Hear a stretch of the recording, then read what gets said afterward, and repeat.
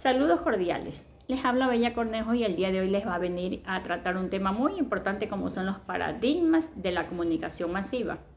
Entre los tipos de los paradigmas de la comunicación masiva pues tenemos, como propiamente dicho, los paradigmas de la comunicación de masa y el paradigma informacional o teoría matemática de las comunicaciones. Pues este último surge a finales de la Segunda Guerra Mundial por los años 40. En esta época pues se buscaba la utilización de los canales de comunicación enviando información a un determinado canal y midiendo su capacidad, así como también la transmisión óptima de los mensajes. Este modelo coincide con el aumento de complejidad y la masificación de los mensajes, es decir, las masas buscaban medios de comunicarse. Y entre estos medios o vías de comunicación pues tenemos pues la radio, tenemos las redes de teletipo y también tenemos los medios de transmisión de la radio. Gracias. Paradigmas de la comunicación de masa. Paradigmas empírico-analíticos. Estos paradigmas aparecieron en plena conmoción mundial, es decir, al término e inicio de la Primera y la Segunda Guerra Mundial, es decir, en los años de 1918 y 1939. Junto con estos paradigmas apareció la teoría hipodérmica en los años 20 y 30, con el objetivo de poder estudiar los efectos de la propaganda nazi. Con este contexto se utiliza la teoría hipodérmica con el objetivo también de que puedan los ciudadanos amar a la patria y odiar al resto del mundo. El fascismo y el nazismo bombardearon con propagandas para que sus mensajes puedan tener influencia no solamente en la piel de las personas, sino también en su mente, en su ser.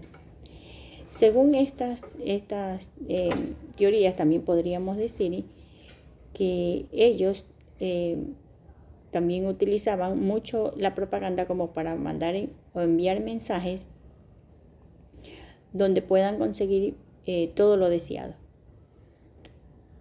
También con estos paradigmas, también ellos decían en sus mensajes que el individuo, los ciudadanos podían ganar la batalla no solamente en el campo, sino también estaba en su mente, en la mente de los ciudadanos. Hola, buenas noches. Mi tema es la teoría crítica. La teoría crítica se ve casi en todas las ciencias sociológicas, filosóficas de la sociedad. La teoría crítica se menciona y va en contra de la teoría positivista. Más bien, la teoría crítica se generaliza especialmente por el famoso comunista Marx, que exponía libremente sobre el capitalista y la revolución industrial, que en aquel entonces era en 1914, donde las reseñas y las guerras hacían uso de los medios de comunicación y manipulaban los medios. Entonces nace la importancia de los medios de comunicación en masa, donde ya se ve un poco más lo contemporáneo y las culturas de cómo dominan así los medios en masa. Entonces hay unos representantes fijos donde aparecen en la Universidad de Frankfurt en Alemania, donde hacen diferentes puntos de vista y se destacan 6 personajes importantes: Teodoro Adorno, Walter Benjamin, Rutger Habermas, Max Horkheimer, Herbert Marcuse y Efraim. Son los 6 más principales, donde inician la teoría crítica ante la sociedad y ven los aspectos negativos que influyen en la sociedad. En este caso, la Unión Soviética y su comunismo, que en ese entonces predominaba, se vieron afectados por este tipo de pensamientos. La sociedad en sí comenzó a poner barreras limitadas para así poder salir de ese estancamiento en pensamiento del neoliberalismo que en aquel entonces se inició. Gracias. Hola, segundo video. Y el pensamiento y la teoría crítica, ¿en qué se basa o en qué en sí a la sociedad ha marcado? Se creía que en la edad contemporánea, antes de que acabara la Primera Guerra Mundial, se creía que el hombre era literalmente libre. Literalmente libre en poder elegir, y sabemos que por su historia siempre hemos sido gobernados por reyes o por la iglesia o por algún régimen representativo como los presidentes de hoy en día. Entonces se tenía ese pensamiento de que aparentemente eres libre y puedes escoger lo que tú quieras. Entonces, ¿qué viene a ser el pensamiento crítico hoy en día? Te dan muchas, supuestamente, entre comillas, te dan muchas opciones de que tú eres libre, pero en realidad no es así. Te marcan un producto que predomina en el mercado, pero sin embargo hay otros productos, pero no como son tus gustos, sino que todo se basa en el régimen, donde solamente se ve el monopolio y un pensamiento cultural que en estos tiempos predomina es los mismos de siempre. Las mismas caras vemos como candidatos presidenciales, no tenemos otras opciones. Entonces eso era la teoría crítica, nace sus orígenes. Vemos que en 1923 comienza en la Universidad de Frankfurt, comienzan estos hombres a hacer la diferencia de un pensamiento crítico de cómo la sociedad se maneja en sí. Entonces, este video va para aquellas personas que en su momento se sienten este, agobiados y tanto así por no saber elegir. Entonces, elijamos bien en la próxima elección y seamos patriotas siempre. Gracias. A finales del siglo XX, los medios de comunicación de masas podían clasificarse en 8 industrias de medios de comunicación de masas. Tenemos libros, internet, revistas, películas, periódicos, radio, grabaciones y televisión. La explosión de la tecnología de la comunicación digital a finales del siglo XX y principios del siglo XXI ha puesto de relieve la cuestión de que medios de comunicación deben clasificarse como medios de comunicación de masas. Por ejemplo, el controvertido si se debe incluir los teléfonos móviles, los videos de ordenador y los videojuegos en alta definición. En la década de 2000 se popularizó una clasificación denominada 7 medios de comunicación de masas, por ejemplo, impresión, libros, panfletos, periódicos, revistas, etc., desde finales del siglo XV. Grabación y reproducción de sonido, discos de gramófono, cinta magnética, cassette, cartuchos, CDs y DVDs, estos en los finales del siglo XIX. Cine a partir de 1990 aproximadamente, radio a partir de 1910, televisión desde aproximadamente 1950, internet desde aproximadamente 1990, el teléfono móvil desde el año 2000 aproximadamente. Cada medio de comunicación de masas tiene sus propios tipos de contenidos, creadores, técnicos y modelos de negocio. Por ejemplo, internet incluye blogs, podcasts, sitios web y otras tecnologías diversas construidas sobre la regla de distribución general. El sexto y el séptimo medio internet es el internet y los teléfonos móviles. Suelen denominarse colectivamente medios digitales, y el cuarto y quinto la radio y la televisión. Medios de difusión. Entre algunos sostienen que los videojuegos se han convertido en una forma distinta de medios de comunicación de masa, mientras que el teléfono es un dispositivo de comunicación bidireccional. Los medios de comunicación de masa se comunican en un gran grupo. Además, el teléfono se ha transformado en algo muy principal para el ser humano, para todo tipo de negocios y muchas cosas que lo hacemos cotidianamente. En nuestro día a día lo usamos con más frecuencia. Continuamos.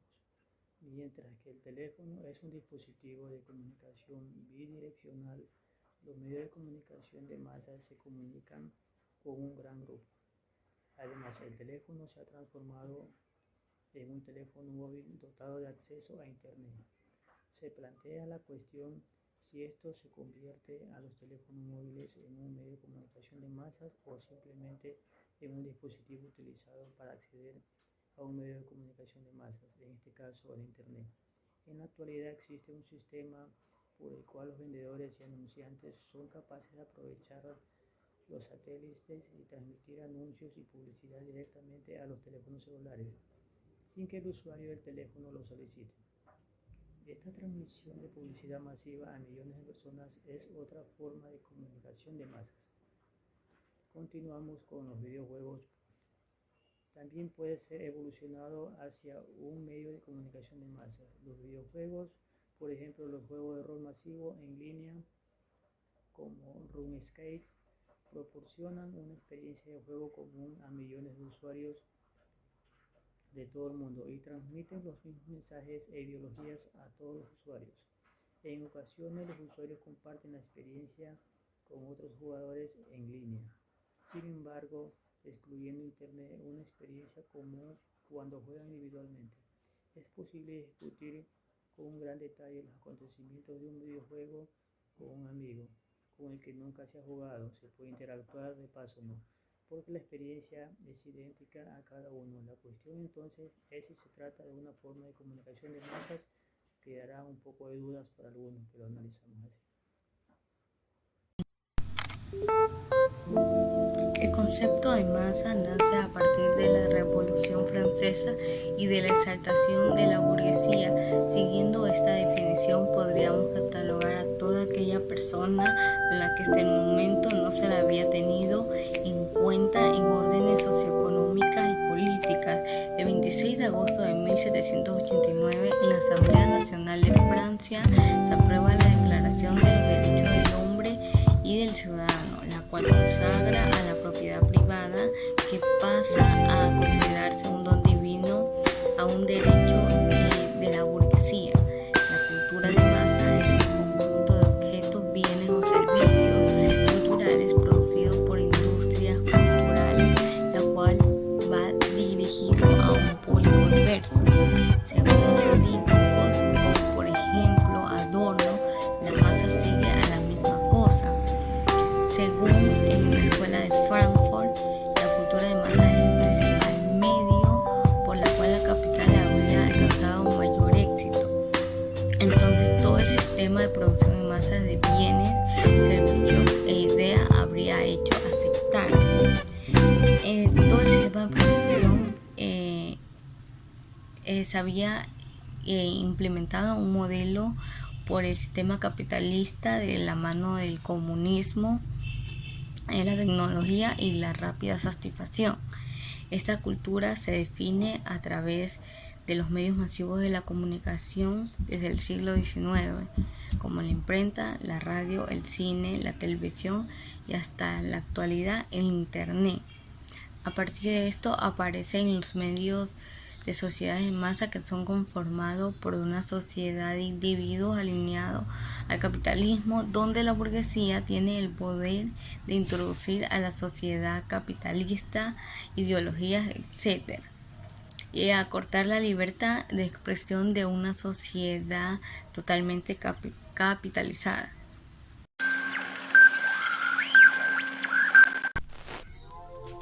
Se considera como el desarrollo de un nuevo modelo en que se refuerzan las diferencias y las desigualdades con estrategia e instrumentos mercadológicos cada vez más elaborados. La ciencia y el conocimiento se ponen al servicio de la producción de unos valores y símbolos estereotipados. Los tres pilares fundamentales de esta cultura son una cultura comercial, una sociedad de consumo y una institución publicitaria. La cultura de masa tiene unos principios interrelacionados surgidos de la escisión entre construcción y mercado. Tenemos lo que es la centralización del poder en todos los niveles ya sea económico, político, religioso, etc. Uniformidad de los productos para consumidores similares y diferentes. Sincronización con nuevas técnicas como la línea de montaje y la producción en serie. Maximización de la productividad como la máxima producción a un menor coste y a un menor tiempo. Concentración poblacional, producto de la urbanización de la sociedad. Surge así el concepto de industria cultural como el cine y la radio, que ya no necesitan ya darse como arte, sino que se autodefinen como una industria. Con esto encontramos un área sociológica destinada cada vez a finalidades comerciales, ideológicas, y frente a esta una sociopolítica. ¿Cuál es la diferencia entre información y comunicación? La diferencia fundamental entre información y comunicación reside en la respuesta del interlocutor, la retroalimentación, mientras que la información no precisa de retroalimentación. La comunicación sí la requiere para poder seguir estableciéndose. En ocasiones se atiende a utilizar información y comunicación como conceptos sinónimos, y es evidente que ambos guardan algunas similitudes, pero no son lo mismo. No es lo mismo informar que comunicar. La información es un conjunto organizado de datos que han sido procesados. Estos datos constituyen un mensaje que hace evolucionar el estado de conocimiento del sujeto o sistema que es el receptor del mensaje. En las sociedades humanas y animales, el comportamiento y relaciones que surgen entre sus individuos se ven afectadas por la información disponible sobre otros individuos. La información tiene significado semántico, importancia según el receptor, vigencia en el espacio y el tiempo, validez dependerá del emisor y valor. La comunicación es el proceso por el cual se produce un intercambio de información entre varios sujetos o individuos. Gracias a ella, dos o más personas se relacionan a través de mensajes que fluyen de un lado a otro mediante un código, por ejemplo, mismo idioma, y a través de un canal, comunicación oral. El proceso comunicativo es esencial para la vida en sociedad, ya que permite que los seres humanos se expresen y compartan información entre sí. Gracias a esto se establecen relaciones, se llegan a acuerdos y se es capaz de organizarse. Además, la comunicación puede llevarse a cabo de diferentes maneras: verbal, lenguaje o idioma, o el no verbal, que son los gestos y lenguaje corporal o signos lingüísticos. La comunicación pública pertenece a lo público, es decir, a todos nosotros. Es un bien común que todos tenemos derecho. ¿Pero qué es la comunicación pública? ¿Cuál es su importancia en la sociedad? La comunicación pública está encaminada a la difusión de información y mensajes con distintos propósitos, dirigida a un público masivo, para tener un alcance mayor. Este tipo de comunicación integra medios como la televisión, prensa, radio e internet, aunque todos los mecanismos para envío de datos son válidos. ¿Cuál es la importancia de la comunicación pública? La comunicación pública es imprescindible en las entidades públicas, ya que se les asegura productividad desde dentro y posicionamiento y buena atención para los ciudadanos. Cada día las personas necesitan resolver problemas referentes a salud, pensiones, educación y trabajo. Las empresas del sector público ofrecen dichos servicios y soluciones a los problemas. Si vemos la comunicación desde esta perspectiva, vamos a tener en claro que nos referimos a la forma en que comunica una institución pública, que comunica, quién comunica y con qué frecuencia comunica, además de saber si la comunicación es efectiva o se pierde por diversos factores. La comunicación global es el término utilizado para describir las varias formas de comunicar. Es un campo interdisciplinario que estudia los flujos continuos de la información utilizada en transferir valores, opiniones, conocimientos y cultura a través de fronteras. En el principio del siglo XX, la radio, el telégrafo y la telefonía comenzaron el proceso de la comunicación global. Es el contexto en el cual se generan distintas interacciones a través de diferentes medios de información. Es la comunicación global la que se ha facilitado y provee hoy, como en el pasado remoto, ha sido la manera como los seres vivos hemos intercambiado emociones, sensaciones y pensamientos para entendernos mutuamente, lo cual nos ha servido para crear cosas y resolver problemas de manera rápida y eficaz, información de acceso a otras culturas, conocimientos y avances de distintos sectores. Te invito a visitar nuestro blog para que puedas conocer un poco más de la comunicación global.